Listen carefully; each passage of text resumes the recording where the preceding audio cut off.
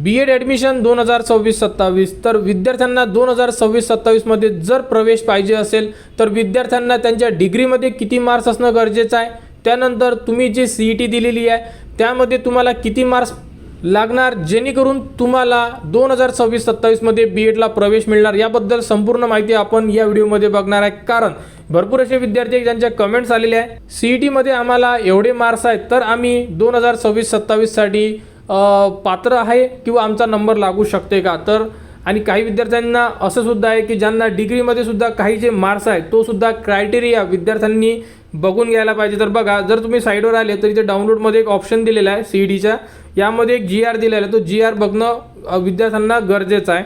तर बघू शकता अशा प्रकारे एक शासन निर्णय दिलेला आहे आणि या शासन निर्णयामध्ये जर बघितलं तुम्ही तर बघू शकता यामध्ये जे आपलं एज्युकेशन आहे यामध्ये बघा B.Ed पदवी तर विद्यार्थ्यांना किती मार्क्स लागणार आहे प्रथम वर्षासाठी जर प्रवेश घ्यायचा असेल तर, आणि विद्यार्थ्यांनी चेक करा आपल्याला किती मार्क्स आहे डिग्रीमध्ये। तर बघू शकता उमेदवार भारतीय नागरिक असावा आणि त्याने विज्ञान, समाजशास्त्र, मानवशास्त्रामध्ये किमान 50% गुण प्राप्त करून फक्त महाराष्ट्रातील रहिवासी असलेल्या मागासवर्ग प्रवर्गातील बाबतीत किमान 45% गुण। याचा अर्थ लक्षात ठेवा, ज्यावेळी तुम्ही डिग्री पास झालेली आहे, कारण की B.Ed करण्यासाठी तुम्हाला डिग्री ही कंपल्सरी आहे, तुमची डिग्री झालेली आहे, तुम्हाला 50% मार्क्स असणं गरजेचं आहे। आणि जे विद्यार्थी मागासवर्ग असेल ठीक आहे तर त्या विद्यार्थ्यांना 45%, तर एवढे मार्क्स तुम्हाला तुमच्या डिग्रीमध्ये म्हणजे तुमचा ॲग्रिगेट येणं हे गरजेचं आहे। जर तुमचा एवढा ॲग्रिगेट येत नसेल तर तुम्ही B.Ed CET देऊन सुद्धा फॉर्म भरू शकत नाही। क्लिअर।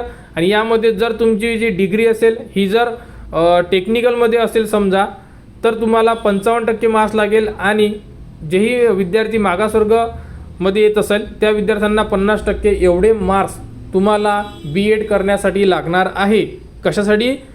डिग्रीमध्ये तुम्ही BA केलेलं असेल, BCom केलेलं असेल, यासारखी जर तुम्ही डिग्री केलेली असेल समजा तर तुम्हाला 50% ओपन कास्टला आणि कास्टवाल्यांना लागेल 45%। आणि जर तुमची टेक्निकल असेल डिग्री समजा इंजिनिअरिंग वगैरे, ॲग्रिकल्चर वगैरे, तर तुम्हाला 55% मार्क्स लागणार आणि कास्टवाल्यांना 50% मार्क्स लागणार आहे। ठीक आहे, तर एवढा पॉईंट संपूर्ण विद्यार्थ्यांना समजला। ग्रॅज्युएशनचा हा क्रायटेरिया आहे आणि हा संपूर्ण विद्यार्थ्यांना फॉलो करायचा आहे। जर यामध्ये तुम्हाला एक जरी पॉईंट कमी असेल, तुम्हाला 44.90 जरी असेल तर तुम्ही यामध्ये पात्र नाही, किंवा मग तुम्हाला 49 पॉईंट जर समथिंग असेल तरी तुम्ही पात्र नाही। कारण की संपूर्ण जे मार्क्स आहे हे सिस्टीम तुमची जोपर्यंत संपूर्ण म्हणजे 50 म्हणजे 50च्या वरच लागेल, तुम्हाला 45 तर 45 पॉईंटच्या वरच लागेल।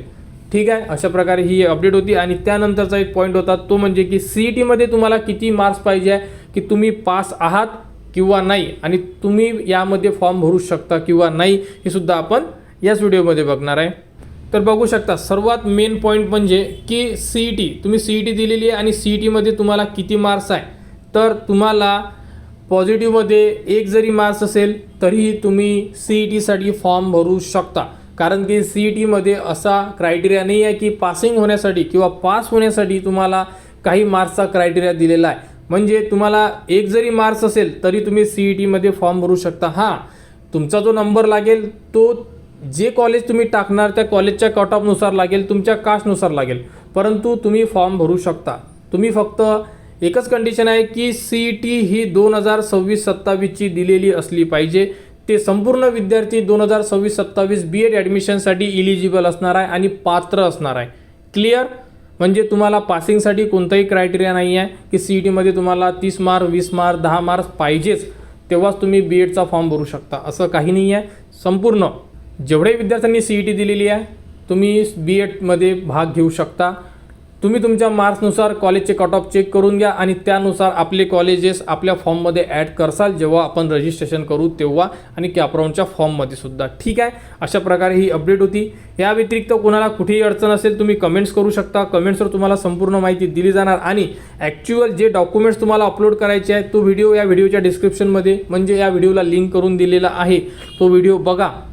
ठीक आहे, आणि त्यानंतर कन्व्हर्जन सर्टिफिकेटचा सुद्धा व्हिडिओ दिलेला आहे, कारण की भरपूर जे विद्यार्थी आहेत त्यांनी कन्व्हर्जन सर्टिफिकेटबद्दल विचारलेलं आहे। कन्व्हर्जन सर्टिफिकेट रेडी करून ठेवा आपले, आणि डिग्रीच्या संपूर्ण मार्कशीट तुम्हाला लागणार आहे, रेडी करून ठेवा। PG जर तुम्ही झालेले असेल तर पूर्ण मार्कशीट लागणार तुम्हाला सेमिस्टर वाईज, आणि जर तुम्ही 10वी किंवा 12वी एकापेक्षा जास्त मार्कशीट असेल तुमच्याकडे, म्हणजे सब्जेक्ट बॅक असेल, तर तुम्हाला संपूर्ण जेवढेही तुम्ही अटेम्प्ट दिलेले असेल त्या पासिंगच्या संपूर्ण मार्कशीटा तुम्हाला BEdमध्ये अपलोड करायच्या आहेत.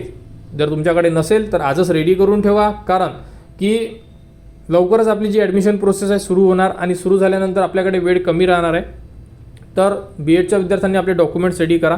अडचण असेल कमेंट्स करा, कमेंट्सवर संपूर्ण माहिती दिली जाणार आणि BEd ॲडमिशन 2026-27 बद्दल जी पुढील अपडेट येईल ती तुम्हाला आपल्या चॅनलवर देण्यात येणार.